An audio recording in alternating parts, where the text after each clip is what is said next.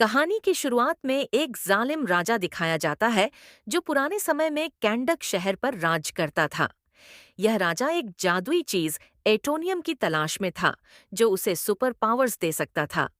राजा ने शहर के लोगों को गुलाम बना लिया था और उन्हें जमीन खुदवाने के लिए भेजता था। तभी एक मजदूर को एटोनियम का पत्थर मिलता है, लेकिन वो उसे सबसे छुपाता है।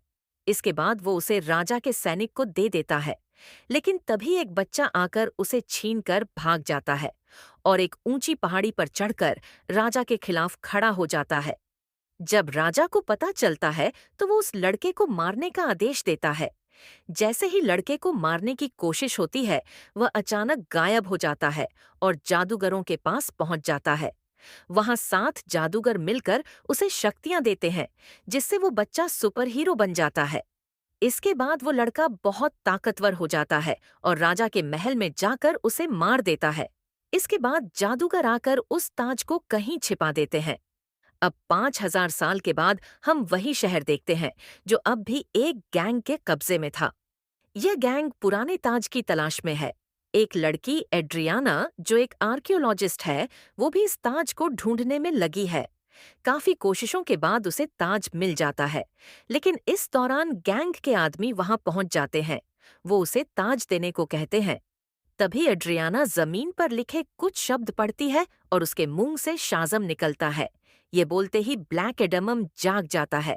उसके ऊपर गोलियों का भी कोई असर नहीं होता और वह सभी गुंडों को खत्म कर देता है। ब्लैक एडमम को मारने के लिए गैंग के लोग एक खास ऑन्टोनियम मटेरियल से बने हथियार का इस्तेमाल करते हैं। मिसाइल ब्लैक एडमम को नुकसान पहुंचाती है और वह बेहोश हो जाता है। यहीं पता चलता है कि ऑन्टोनियम ब्लैक एडमम की कमजोरी है। एड्रियाना उसे अपने घर ले जाती है। होश में आने पर ब्लैक एडमम एड्रियाना के बेटे से मिलता है, जो उसे बताता है कि यह शहर गुलामी झेल रहा है और उसे बचाने के लिए ब्लैक एडमम ही उनकी आखिरी उम्मीद है। लेकिन ब्लैक एडमम यह कहते हुए इनकार कर देता है कि उसे इस शहर या इसके लोगों से कोई मतलब नहीं है। दूसरी तरफ गैंग के लोग एड्रियाना के घर ताज लेने पहुंचते हैं। ब्लैक एडमम उन्हें रोकता है और लड़ाई में सबको हरा देता है।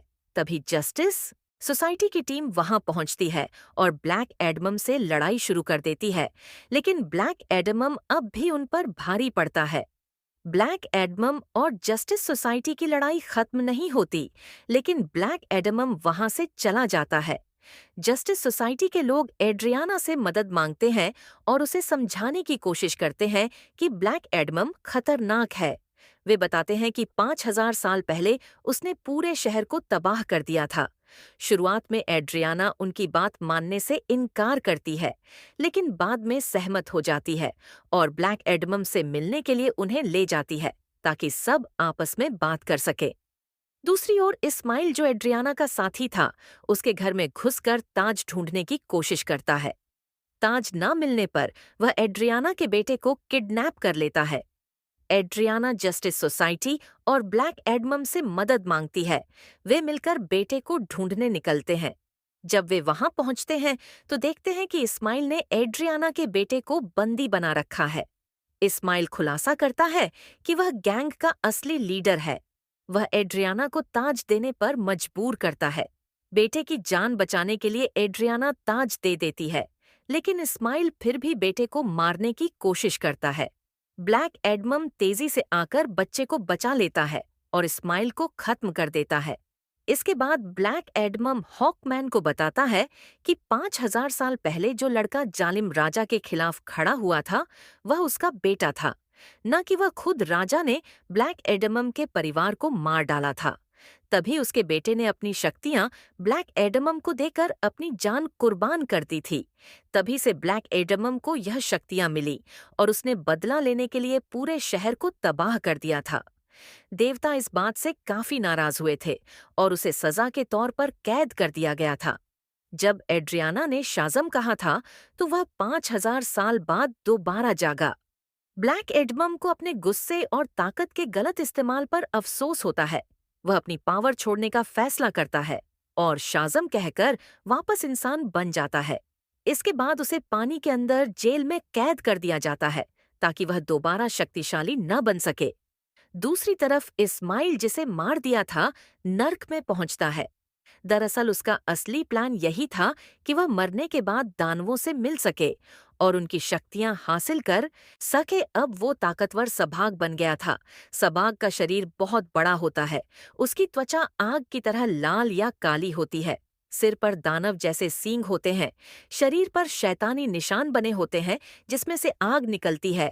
और अब वो दुनिया में तबाही मचाने लग जाता है।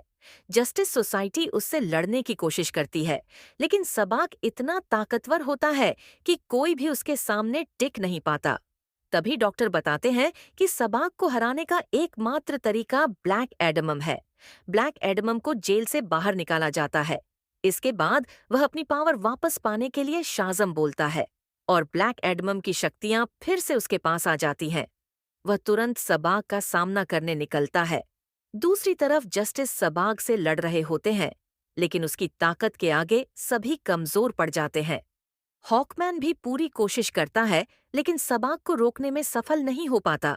ब्लैक एडमम के आने के बाद लड़ाई और भी भयंकर हो जाती है। ये लड़ाई काफी लंबी और खतरनाक थी, लेकिन आखिरकार ब्लैक एडमम सबाग का सिर पकड़कर उसे दो हिस्सों में फाड़ देता है, जिससे सबाग की मौत हो जाती है। और अब शहर के लोग ब्लैक एडमम को अपना रक्षक मानने लगते हैं और उसे अपना मसीहा समझते हैं। इसके बाद जस्टिस सोसाइटी की लीडर ब्लैक एडमम को चेतावनी देती है। वह कहती है कि अब वह इस शहर के बाहर नहीं जा सकता और अगर उसने ऐसा किया तो उसे रोकने के लिए वो उसकी बराबरी के किसी शक्तिशाली व्यक्ति को भेजेगी। इस पर ब्लैक एडमम उसे चुनौतीपूर्ण अंदाज में जवाब देता है कि उस शक्तिशाली व्यक्ति को भेजने की हिम्मत तो करो। फाइनली वो अब सुपरमैन को बुलाती है। सुपरमैन उसके सामने आता है और कहता है काफी समय हो गया है जब किसी ने दुनिया को इतना बेचैन किया हो, हमें बैठकर बात करनी चाहिए। और इसी के साथ यह मूवी भी यहाँ पर समाप्त हो जाती है।